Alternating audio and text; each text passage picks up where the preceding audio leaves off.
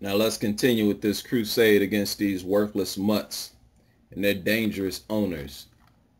This culture where humans are socially challenged and desperate to feel special, to feel worship, that they will manipulate animals to bond with them by feeding those animals is one of the most dangerous behaviors of the human species. As a veterinarian explained, dogs get jealous of babies because they see that those babies receive food and attention. And it is a natural instinct for animals to eliminate competition for food. As I've shown in numerous reports, dogs will wait until there are no humans around and they will maul babies, maul children. An experiment shown in a previous video conducted by the University of Technology, Sydney, dogs will wait until humans are gone, do whatever they want to do, and then they will leave the room as if nothing happened. In this video, humans are actually in the building. They're just in another room. The dog waits for an opportunity.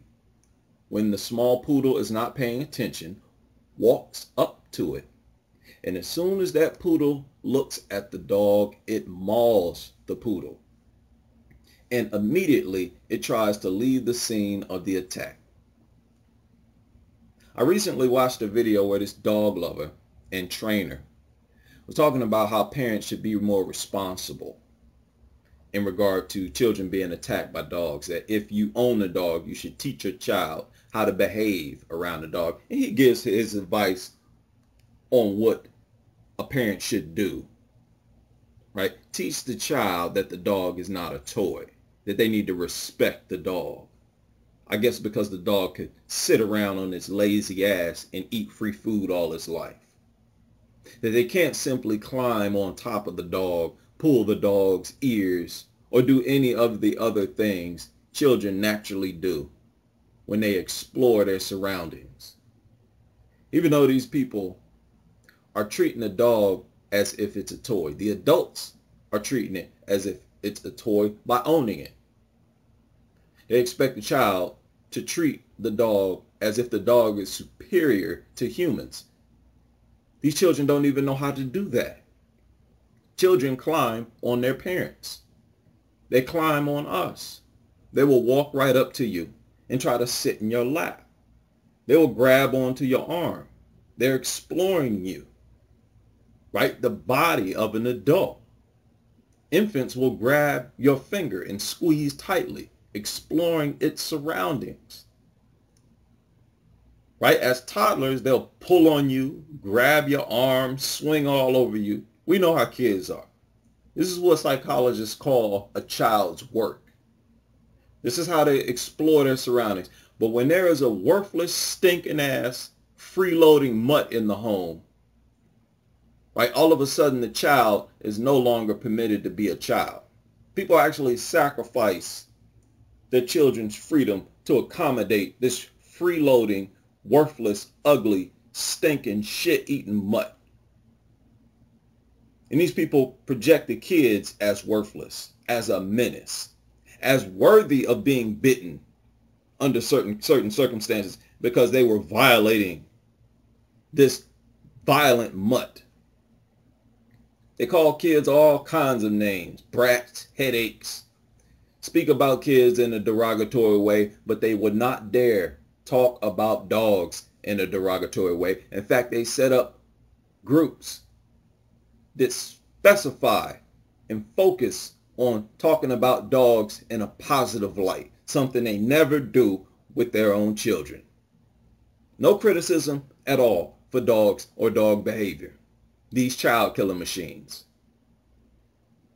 The child is doing what children are designed to do. If the dog was in its natural habitat, the dog would not be there for the child to walk up to it or touch it or try to explore it. You expect the child not to do what it's designed to do. It's the adults who bring the dog into the home as if it's property.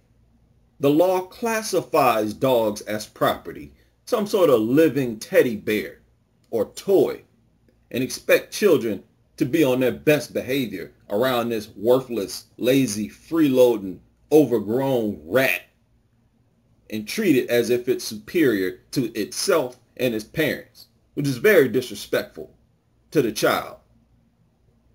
You are the ones who create the situation and environment for the child to explore this non-human living creature. Of course, kids are going to be curious and try to explore it. Humans know that children are harmless. That's why we allow them to crawl all over us and, jump on our laps and so forth. We never respond to kids with aggression, but dogs do. Even though puppies crawl all over their parents and don't get mauled. Cubs crawl all over their parents and don't get mauled. You know what they do? They'll nip the cub. They'll nip their child. They bite them, but not hard enough to puncture the skin. But when it comes to your kids and your babies, they maul them to death. They try their best to kill them because they don't give a damn about you or your kids.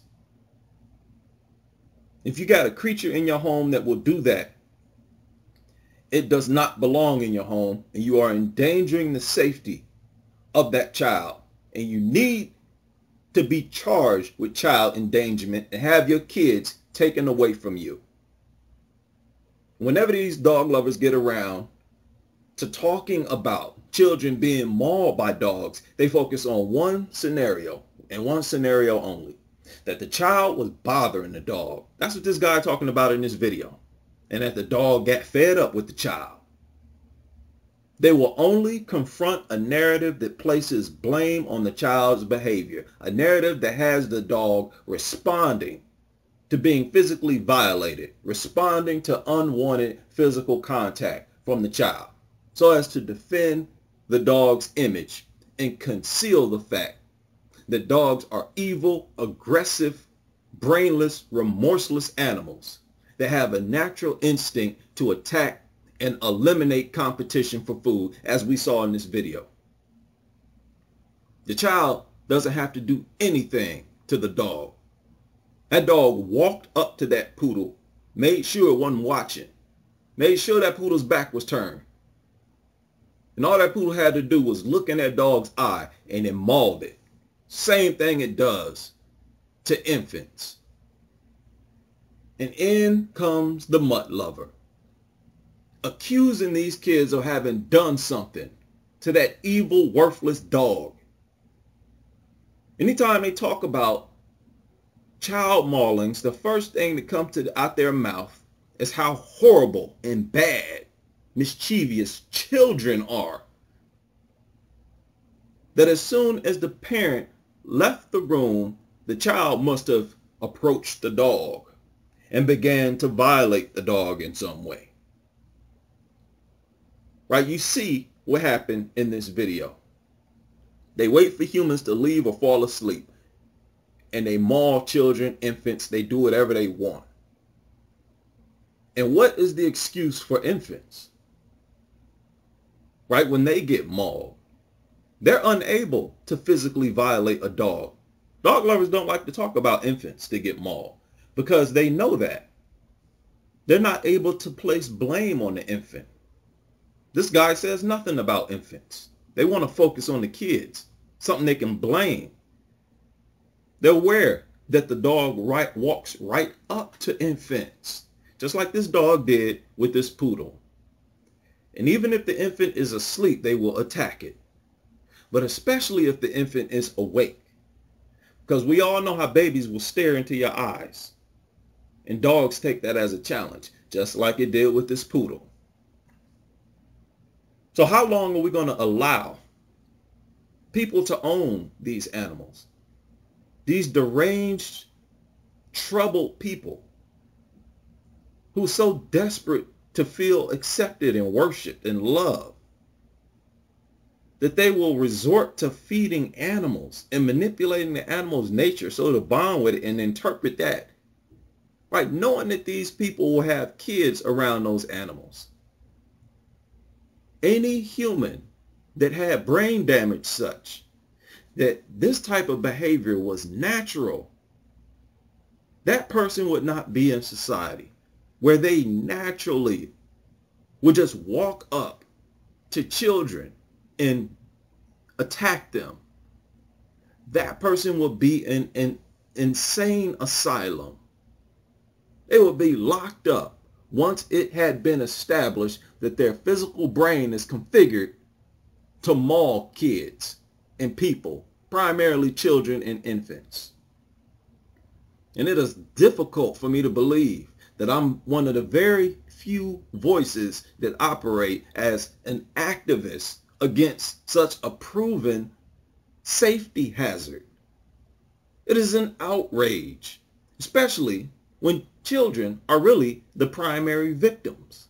This is easily one of the most immoral, sick eras in human history, straight out of the Dark Ages. A bunch of food-driven, savage animals that lead all animals in aggression against humans by far, that are projected by dog lovers as angels, as sweet, harmless souls. My little deadly fur baby. Don't you dare speak negatively about these animals, these killing machines, these child maulers. How dare you? Dangerous and pathetic. How desperate so many people are to feel worship, that they will resort to manipulating animals to bond with them by feeding those animals, something that's very unnatural. Then they will interpret the bond as love and worship. Animals are not designed to be kept in human homes or kept captive and fed by humans, given food. All animals are designed by nature to find their own food, not to be trapped. And these people actually believe that this is an honorable, loving thing to do. And they believe they have high morals for tampering with nature and creating a living environment for animals that nature did not intend, and an environment for humans that is toxic and dangerous, contaminating society and endangering millions of people, and had a nerve to project themselves as morally superior to people like me, who suggest to them to eliminate the possibility of dog attacks on children, not reduce the possibility, eliminate it by removing dogs from the home and from society. These people are aiders and abettors of violent killers and project themselves as the most morally superior people in society. And they basically tell you that your child is a brat and that's why it gets attacked. It's misbehaving, violating this precious fur baby, this brain damaged, aggressive, worthless mutt, and that your child brought it on itself. It's only a matter of time before many more important people in this world with power wakes up to this reality and makes significant changes to society. Unfortunately, I've been having technical difficulties here, which is why I have not made content in a while. But it was not intentional. Rest assured, because you people need a constant voice on you. Because your behavior and how you operate in society in regard to your ownership of these deadly animals is one of the worst violations of humans in human existence.